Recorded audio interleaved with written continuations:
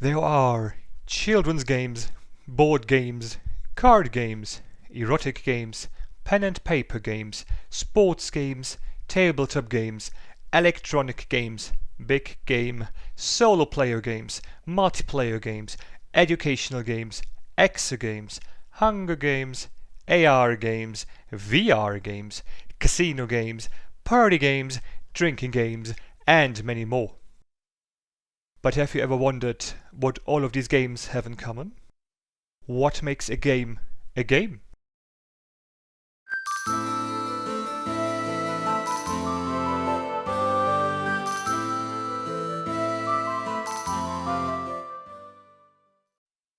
We'll answer this question by looking at similarities that all games share. Note that this is not limited to digital games only. It doesn't matter whether we look at a board game, a sports game, or a computer game. All of these have surprisingly many similarities. First, the obvious one. All games have players. But there's more to it than that. Games like Solitaire or RPGs like To the Moon can only be played alone, whereas Hearthstone or chess are always played in a 1-versus-1 setting. Then there are games like Hearts, Mario Kart, Fortnite or Unreal Tournament, where players engage in a free-for-all manner. Another variation of this are team games like soccer, League of Legends or Counter-Strike, where players have to cooperate to beat other teams. There are also other configurations of players that are less common, for example Scotland Yard or certain minigames from Mario Party. Here, one player has an advantage, but also has to compete with a team of players. Now, these players interact with the game. This is the differentiating feature between games and books or movies. In those, the consumer has no influence on what is happening.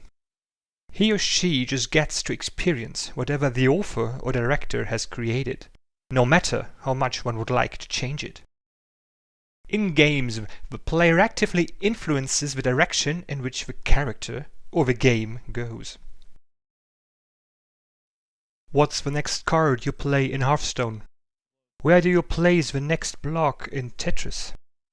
What's your next move in chess? What items do you buy in League of Legends?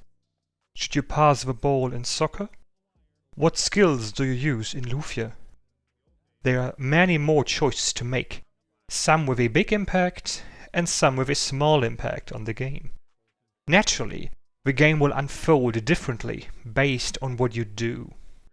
The different options a player can choose from are defined by the game's rules. In soccer games, players have to get the ball into the goal, but are not allowed to use their hands. In backgammon, a dice roll decides the possible moves. In digital games, the source code enforces the rules. It decides whether you hit the enemy, where you can go, how much damage you inflict, and what items you can buy or use.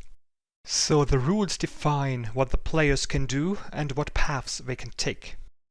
But why would they choose a particular path in the first place? The decisions players make boil down to the game's objectives. In soccer, it's to have more goals than the opposing team. In Mario Kart, it's to be the first player reaching the goal. In Fortnite, the objective is to be the last survivor, and in chess, it's to checkmate the opposing king. However, these goals usually mean different things for opposing players. Hence, there's conflict. In Counter-Strike, terrorists want to set a bomb and the counter-terrorists want to prevent the explosion. In League of Legends, both teams want to destroy the enemy's buildings while protecting their own. This conflict does not have to be violent, though. In the Taylor's principle, the player has to gather so-called sigils by solving logical puzzles.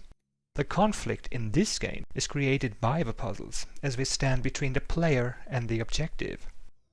Despite these conflicts, games are safe. Even if a counter-terrorist failing to disarm the bomb is blown up in Counter-Strike, the player is not hurt.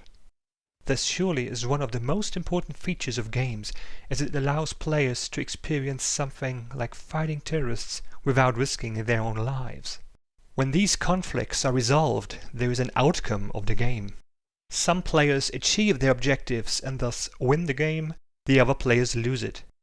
There can only be one last man standing in Fortnite, and only one team can win in League of Legends. In some games, draws are possible though. This is common in chess and soccer, for example. Closely tied to the desire of winning a game is challenge. If your opponent is too inexperienced or the game is too easy and you won without effort, the victory is probably not rewarding. However, if you really had to give it your all to finally triumph over your opponents, the feeling of being victorious is really satisfying. This feeling is probably one of the most important parts of games.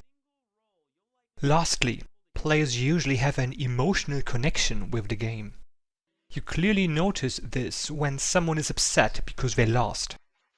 But also when someone is shouting during a game, for example because they were lucky on a dice roll. Most of the time, this happens because of the following reasons. Either the player has some competitive spirit and wants to win the game by besting the opponents. Examples of this are Counter-Strike and League of Legends. Or the player has built or created something they're proud of. This is the reason for the success of Minecraft. Lastly, the player may be invested in the story or the characters. This is traditionally the case for books and movies, but has found its way into games as well. Storytelling and character development are major points of many digital games, especially role-playing games such as Dragon Age or The Witcher. So these were some of the things that almost all games share. Here's a quick recap. All games have players that interact with the game by following the rules to achieve their objectives. This creates conflict that results in an outcome of the game. Despite this conflict, games are safe and often challenging. Players like games because of an emotional connection they developed for them. So that's it for today. I hope you liked what you've seen. At the end of my videos there's a music quiz. Can you tell which game this music is from? The solution will be revealed in the next video. Enjoy!